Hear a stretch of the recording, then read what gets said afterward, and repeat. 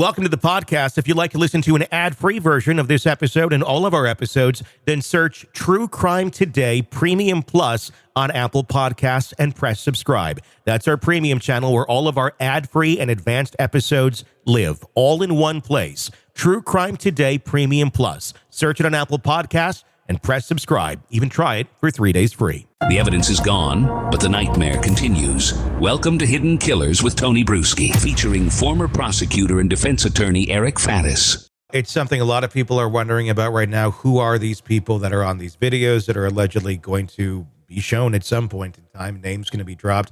For example, when you have someone like is being described in this one video of the A-lister that was questionable if they were of age at the time that the video was made, that they're very much regretful of this relationship. They just want to move on. And then you hear very similar story coming out of Justin Bieber's people, that it was his younger time. He doesn't want anything to do with this guy anymore. Feels victimized, that sort of stuff. Again, he's never said he was a victim of Diddy. I want to be clear on that, but just clearly wants to move on from his association with him. It sounds like a very similar story. So people are connecting dots, wondering, could it be Justin Bieber over there? Again, not proven, never said it was. Just, we're connecting dots here on what's out there. Could it be? Sure, anybody could be there. But individuals like that who would have been groomed from a very young age, like 14 with Bieber, let's say anybody who could have been in that position, groomed from that young age. They're looking at him like the superstar. This must be how the superstars live. This is how they party. This is how they live their life. And they don't really understand that this is really unhealthy behavior with these things going on. But then they find themselves wrapped up in it, maybe participating in it. Now they're an adult. Now they're much older. They can look back and go, oh, shit, that was really dumb. What sort of culpability are people like that going to be facing if they're in these videos? Is there going to be grace for individuals like that when they can look back and go, yeah, you were virtually a kid, even if maybe you were 18, but this is the life that you were led to believe was okay? What do people like that do right now? Should people like that come forward and go, look, I was groomed, here's what happened, and hope that they're going to get some mercy from the law rather than wait for the law to catch up with them and go, hey, you were doing some shady shit in this video. We got to talk to you. Not saying it's Bieber, not saying he did, but just theoretically someone in that nature. I think there's going to be a lot of innocent casualties that are occasioned as a result of this Diddy saga. There's going to be a lot of, or at least potentially, names disclosed, high-profile folks who may have just been witnesses. They might not have had any participation that is, uncouth or any criminal liability. They might be victims. And so those folks are still going to potentially have damage to their reputation. I don't know that they need to come forward now. If I were them, I would still probably lay low. And especially if I had no criminal involvement, just hope that this blows over without some substantial impact to careers. What's your reaction to Diddy saying, I want the names released? He's speaking more specifically, not necessarily on the civil end, but that could very well be an argument as well, so they can prepare their cases. But on the federal and of who are we talking about here? I mean, they do have to prepare a case. They do have a right to defend him. And you can't go against a ghost. Yeah, exactly. I think there is a legal and a pragmatic consideration to this request. The legal one is that, defense is entitled to confront witnesses against them. They shouldn't have, surprise witnesses at trial the defense wasn't able to investigate. Perhaps one of these accusers has 5 prior charges for false reporting. I don't know that. I'm just using that as a hypothetical, but that's something the defense should be entitled to.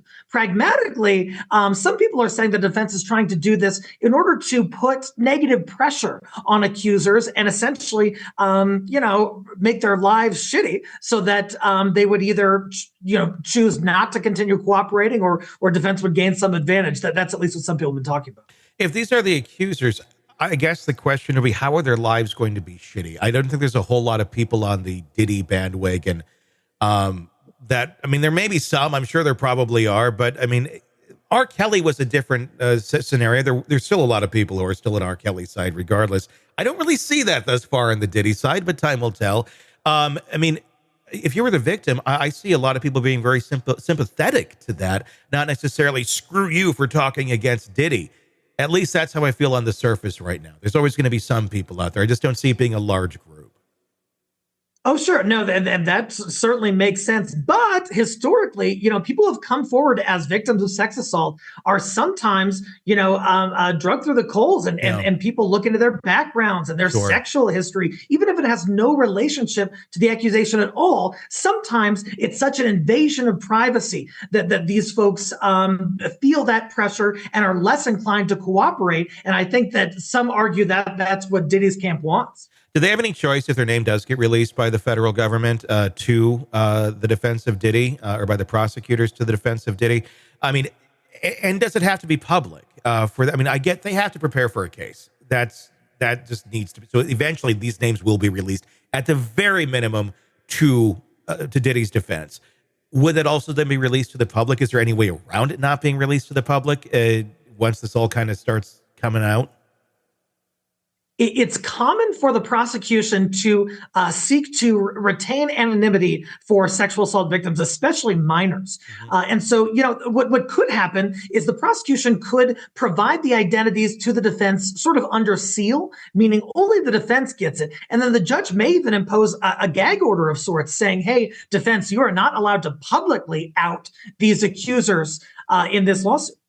Then they just have to hope and pray that nobody leaks it. That would be the other problem, which likely would. And we've seen some leaks so far. Yeah. So at some point, I think a lot of these names. What about civilly? When we have these Jane Does here for him trying to defend himself against the Jane and John Does on the civil cases, do those identities have to be revealed so they can properly defend him in a civil case? On the civil side, that there's a higher likelihood of anonymity because there aren't the same constitutional protections for a civil defendant. Civil defendant doesn't necessarily have or can avail themselves of the full rights of the confrontation clause. And so they don't necessarily get the same degree and detail of information that a criminal defendant would. So how would the defense of Diddy defend him? Would it just be on the merits of the case itself, and then maybe Diddy would know who it is based on the description of what's going on if the allegations are in fact true? Obviously, if they're not true, he would have no idea what he's talking about. Yeah, right. That's the concern. I was talking about this with Nancy Grace this morning. Yeah. And if like you said, if the allegation is not true, then he wouldn't have any knowledge of some non-event that never took place. And it's pretty hard to prove a negative to defend against that. Whereas if it was someone who was known to him, at least he could say, hey, around this time I was in Washington and I remember some encounter, whatever, but it was consensual. That's a route that he might take as well. I mean, how would a court look at that versus, I was there, like, for example, on the criminal side, or actually on the civil side here, we do have one of the John Does that says, here's a picture. It's me and him at the party. So we have that. We know we can place him. He was at the actual event itself. It doesn't necessarily mean anything happened, though. It just means he was at the party by that picture. So how would Diddy defend himself? You have a piece like that where you have some things where you can place the accuser at least there versus one where there's nothing to really place them there. Diddy can simply say, I wasn't there. I don't remember this. I don't know anything about this. Is that just the defense of, I got nothing? I mean, I got nothing defense. I wasn't there. But potentially, in both the criminal and the civil context, the burden is on the plaintiff. And so the burden is essentially on the accuser in these civil sides to come with the evidence. And then Diddy has to play some defense. He's going to have to see what these allegations are, look at the details, see what can be disproven. He might try to attack the characters of these accusers. There are certain avenues you can take in addition to saying, I've got nothing. I wasn't involved in this, or this didn't happen.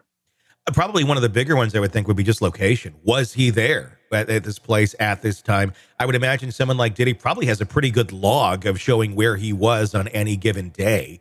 Granted, it's coming from his source, so I mean they could mess with the logs, I guess, and change it to where they were. But I suppose more so, I mean, this is a man who's photographed everywhere he goes. There'd probably be some way to prove he was over here. Look, here's pictures of him in Maine or something when somebody's saying something happened in LA. That would probably be one of his best defenses if it exists.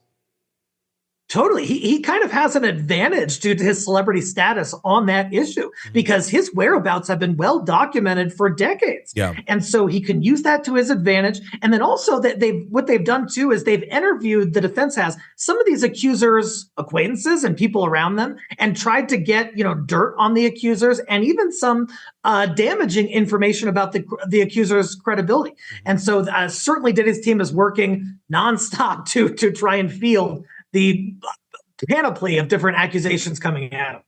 There's just so much every single week. It's yeah. He's got $1 billion now, but I can't imagine that number is going to stay stable for any time soon. Strap in and get ready to go back in time. Gen X Time Machine is here to transport you back to the glorious days of neon, big hair, and cassette tapes that always needed rewinding. To figure out where Tupperware went wrong, we kind of got to start at the beginning. Remember when MTV actually played music videos? Or when lunch wasn't complete without Dunkaroos? Yeah. Yeah, a little bit like trying to recapture the magic of a bygone era. Yeah. We're diving into all that and more. So if you want to relive the 80s and 90s in all their retro glory, hit up Gen X Time Machine wherever you get your podcasts. VHS is looking like the obvious winner, right? Oh, and don't forget the rise of the video rental store, remember? Subscribe, because who doesn't need another excuse to avoid adulting? You're welcome. The Gen X Time Machine.